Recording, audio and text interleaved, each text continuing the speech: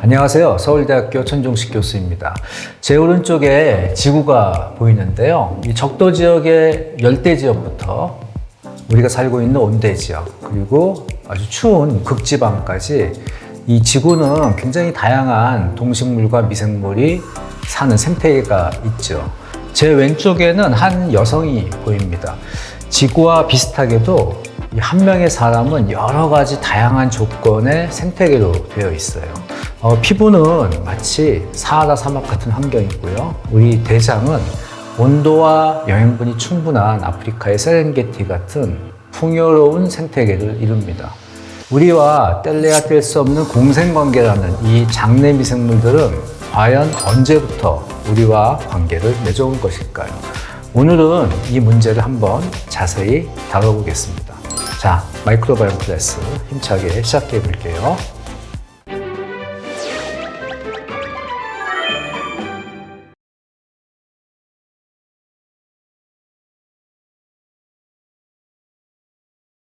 자, 오늘은 침팬지, 고릴라 이런 유인원들하고 이제 사람의 장내 미생물들을 한번 비교할 텐데요. 먼저 이 침팬지, 고릴라도 장내 미생물이 있을까요?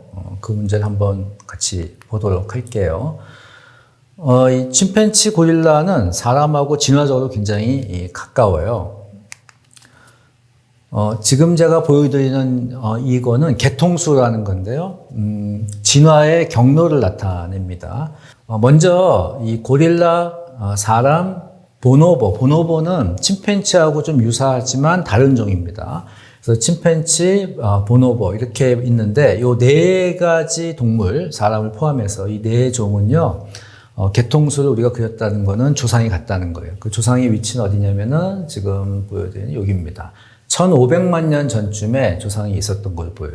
그래서 이 조상은 원숭이냐? 원숭이 아니에요. 원숭이는 우리 사촌이고요. 이 조상은 어떻게 생겼는지 우리가 정확하게 모르지만 지금은 이제 없는, 지구상에 없습니다. 왜냐하면 다 이제 다른 종으로 분화가 됐기 때문에. 자, 그래서 이 공통조상이 있었고 그 공통조상 중에 한 줄기가 이제 고릴라가 된 거고요.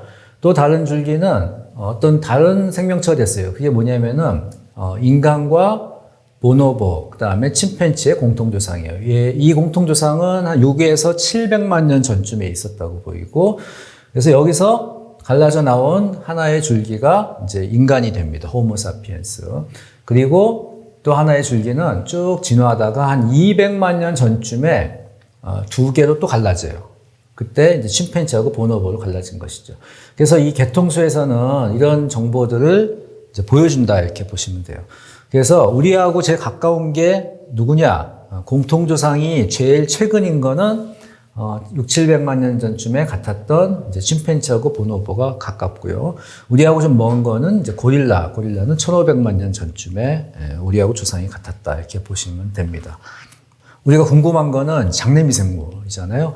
자, 이 장내 미생물을 놓고 보면은 가장 이 유인원들 중에서 다양성이 높은 거는 고릴라예요. 고릴라는 보시면은 굉장히 다양성이 이쪽으로 갈수록 오른쪽으로 갈수록 높은 겁니다. 고릴라는 굉장히 다양한, 먹는 게 일단 야생에서 거친 식물을 주로 먹습니다. 자, 그 다음에 침팬지하고 보노보는 비슷한데 이 데이터를 보면은 이제 보노보가 좀 높은 걸로 되어 있어요. 근데 이제 침팬지하고 보노보는 좀 비슷한 수준이에요.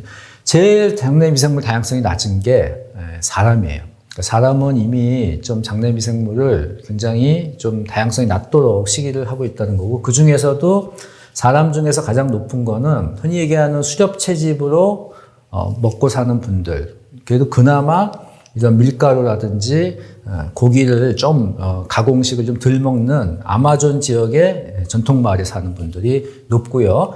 그 다음에 시골 지역, 여기서 이제 아프리카 말라위 지역인데 여기에 있는 분들이 그 다음으로 높습니다. 제일 장내 미생물 다양성이 낮은 거는 미국의 도시 지역에 사는 사람들. 아마 여기에는 이제 유럽도 마찬가지로 이제 포함이 되고 우리나라도 최근에 이 서구화된 식단을 많이 하시는 분들, 만약에 여러분들께서 배달 앱으로 계속 시켜 먹는 또는 패스트푸드를 계속 먹는 분이라면 여기에 해당된다고 보시면 됩니다. 그래서 이 유인원들도 장내 미생물을 가지고 있고요. 그 다양성은 사실 인간보다 훨씬 더 높다. 자, 그러면 오늘의 본격적인 주제인 장내 미생물 생태계, 마이크로바이옴은 어디서 왔는지, 언제 시작이 됐는지 이걸 한번 보도록 하겠습니다. 인간과 이 유인원들의 미생물들의 유형 관계, 그 다음에 유래, 진화를 보려면요, 이 대변을 이제 가지고 우리가 보면 되고요. 대변에 있는 미생물의 유전자를 분석하면 됩니다. 그러면 이 유인원들 거는 어디서 이 대변을 얻어야 되느냐? 만약에 여러분들한테 제가 침팬지, 고릴라 대변을 좀 구해보세요. 그러면 어디로 가실까요?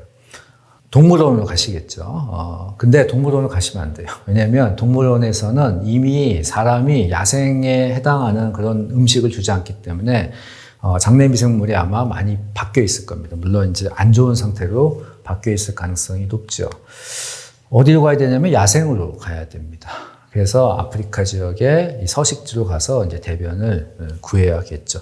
이렇게 어려운 연구, 이렇게 좀 힘든 연구를 누가 했느냐. 이런 연구를 해야 좋은 저널에 논문을 낼 수가 있어요. 2016년에 사이언스지에 이제 이 좋은 결과가 나왔거든요. 텍사스 대학 연구진들이 했습니다. 그래서 이 연구진들이 직접 또는 아마 부탁을 해서 이 야생 침팬지, 보노보, 고릴라의 대변을 모아가지고 거기에 있는 미생물 유전자, 여기서 이제 자이레이즈라고 하는 유전자를 봤는데요. 이 유전자를 보면요, 뭘 알 수가 있냐면 그 세균들이 어떻게 진화해 왔는지 아까 제가 보여드렸던 그런 개통수들을 그릴 수가 있습니다. 그래서 진화의 패턴을 우리가 알면은 여러 가지 해석할 수 있는데 저희가 지금 특별히 관심 있는 건 뭐냐면요. 숙주가 다 다르잖아요. 사람, 고릴라, 침팬지, 보노보. 그러면은 그 숙주마다 갖고 있는 장내 미생물들은 서로 어떻게 연관성이 있고, 그 다음에 어떻게 진화했는지 이걸 보고자 하는 거예요. 자, 그래서 결과를 제가 몇 개를 보여드릴게요. 지금 왼쪽에는 이 숙주의 그 진화 개통도를 보여드린 거, 이거 앞에서 보신 거예요. 그래서 고릴라, 사람, 보노보, 침팬지가 이런 패턴으로 진화했다. 자, 오른쪽은 이제 세균 중에 하나인데 박테로이데스 불가투스라는 세균입니다. 이거는 이제 사람에서는 많이 발견되는 그런 장내 세균인데 침팬지하고 보노보에서도 발견이 되는 걸 볼 수가 있고요. 고릴라에서 발견이 안 돼요. 아마 고릴라에서는 멸종했거나 아니면은 처음부터 들어가지 않은 걸로 보이는데, 자, 보니까 재밌게도 사람에서 발견되는 이 불가투스라고 하는 종은 사람에서 발견되는 거랑 종류랑 침팬지에서 발견되는 종류랑 보노보에서 발견되는 종류가 자기네끼리 딱 이렇게 섞이지 않아요. 그 얘기는 각 종에 있는 세균들이 그 숙주에 해당하는 것하고만 같이 이렇게 살고 있다는 거죠. 그리고 이 진화한 패턴을 보니까 어떻습니까? 왼쪽에 제가 보여드린 이 패턴하고 오른쪽에 세균의 패턴, 그러니까 숙주의 진화한 그 경로하고 이 세균이 진화한 경로가 똑같다는 걸 알 수가 있죠. 그 얘기는 뭐냐면, 이 상위에 있는 공통조상, 여기 보시면은, 여긴데요, 양쪽에. 이 공통조상이 이렇게 있다고 하면은 이 세균이 이 공통조상한테 있었어요. 근데 그 세균이 그 다음에 쭉 이렇게 인간, 그 다음에 보노보, 침팬지로 이렇게 진화하는 과정에서 그 세균이 계속 같이 진화했다는 거예요. 흔히 얘기하는 공진화입니다. 공진화.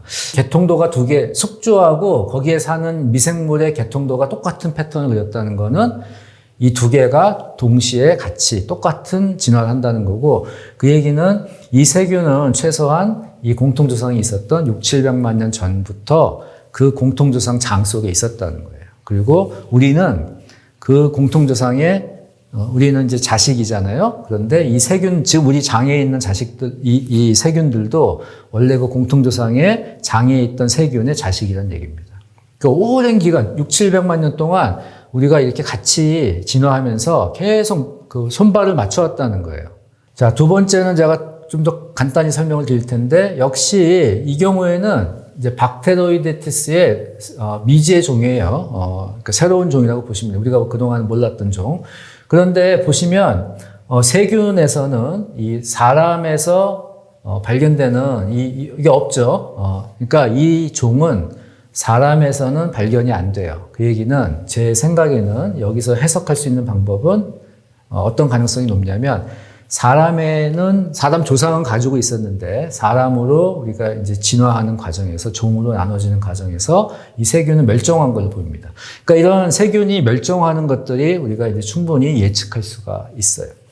그리고 나머지 이 세균을 갖고 있는 고릴라, 보노보, 침팬치의 경우에는 제가 왼쪽에 보여드린 그 숙주의 진화 계통도하고 똑같은 패턴을 보입니다. 역시 마찬가지로 굉장히 오래전, 이게 언제죠? 1500만 년 전에 공통조상에 있던 세균이 공진화를 했다는 거예요. 그래서 이 관계가 정말로 오래되었다. 자, 마지막으로 똑같은 내용인데요. 결국 이 패턴이, 진화적인 패턴이 비슷하기 때문에 최소한 이 데이터, 이 논문에서는 이 고릴라까지 1500만 년 전에 조상이 같았던 그 공통조상에 있던 세균이 지금 상당수가 우리 장에 지금 인간하고 같이 공진화를 해왔다. 그러니까 의리 있게 1500만 년 동안 의리 있게 우리 장에서 살면서 우리하고 같이 진화해왔다. 그게 바로 이 계통도에서 나타낸 겁니다.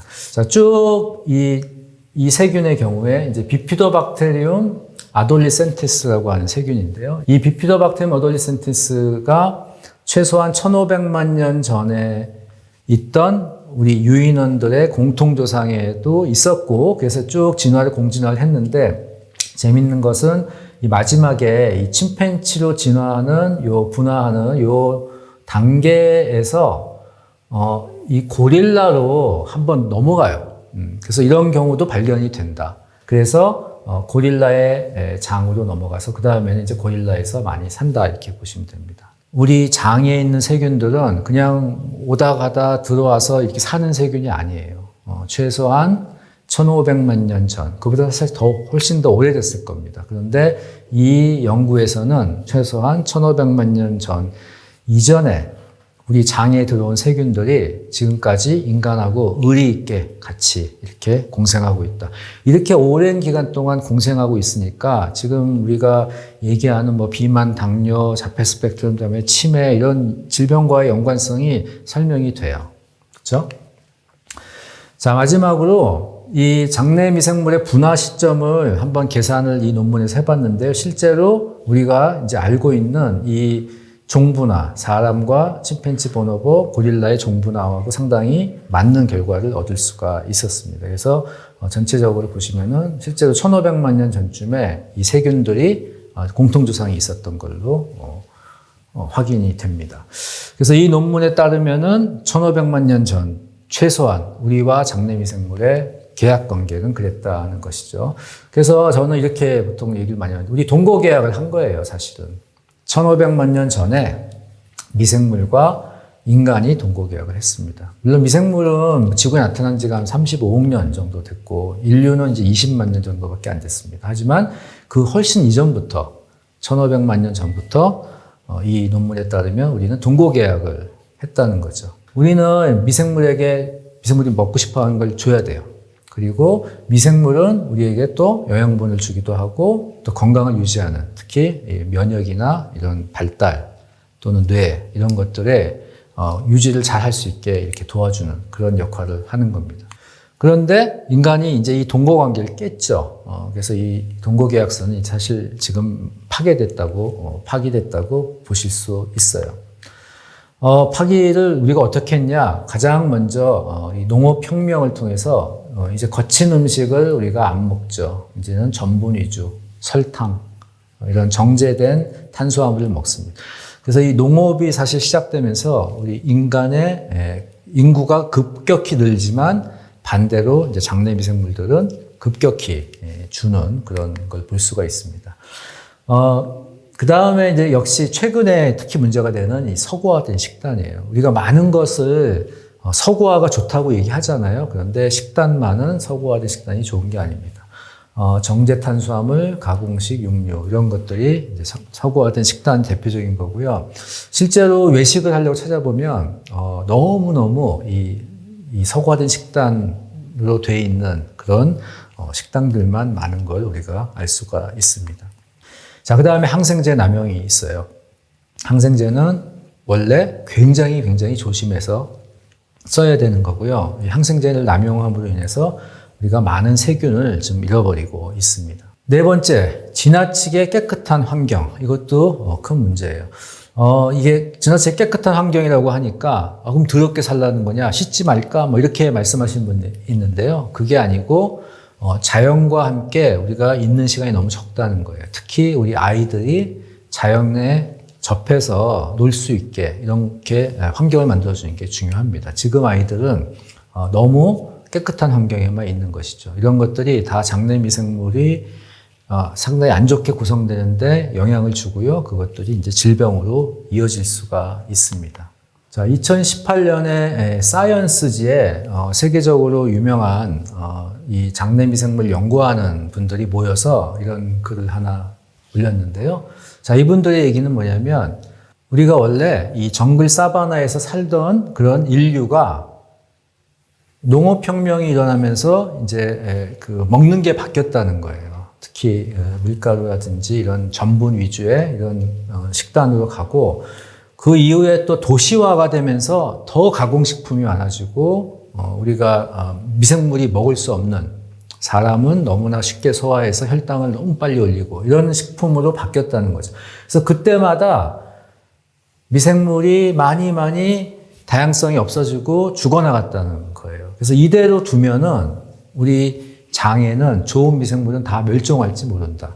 앞에서 제가 그 침팬지하고 고릴라의 장내 미생물을 연구하는 과정에서 이게 멸종했을 수도 있는 종이 있었겠네 하고 말씀을 드렸잖아요. 실제로 우리가 이제 멸종한다고 봐야 됩니다. 그래서 예전에는 한 1000종 정도 가지고 있었다면 지금 한 200종 정도밖에 안 갖고 있는 거고 굉장히 많은 세균을 우리가 잃어버리고 있다는 거죠. 자, 그래서 이걸 회복하기 위해서 뭘 해야 되느냐. 물론 우리가 먹는 거를 다시 예전처럼 전분 위주의 식단이 아닌 홀푸드 위주의 채식을 좀 더 해야 되는 그런 게 하나 있고요. 또 하나는 이 멸종되기 전에 이런 세균들을 좀 보존해야 된다. 이런 얘기들도 하고 있습니다. 그래서 실제로 이런 장내 미생물을 이제 보존을 좀 해서 더 이상 망가지지 않게 멸종돼 버리면 다시는 구할 방법이 없는 것이죠. 그래서 이런 게 필요하다는 거예요. 이거는 이 스발바드라고 하는 북극 지역에 있는 국제 종자 저장소인데요. 정말로 이렇게 생겼어요. 그래서 여기에는 전 세계의 종자를 다 저장해 놨습니다. 보관해 놨어요. 여기 용도는 딱 하나입니다. 혹시 뭐 핵전쟁이나 이런 게 나면은 여기에 최소한 종자는 다 남아 있어야 된다. 그래서 나중에 우리가 다시 지구를 복구할 때 쓰겠다 이런 취지로 남겨놓은 걸로 알고 있는데 이런 거를 장내 미생물도 해야 된다는 거죠. 그 정도로 사실 지금 장내 미생물 생태계가 망가지고 있고 망가지는 것들이 전 세계적으로 보입니다.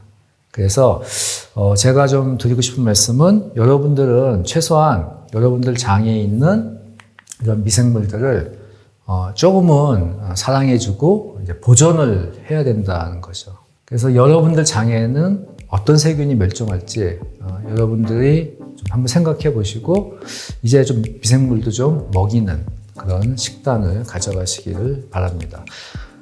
오늘 조금 내용이 어려웠을 수 있는데요. 오늘 마이크로바이옴 클래스는 여기까지 하겠습니다. 감사합니다.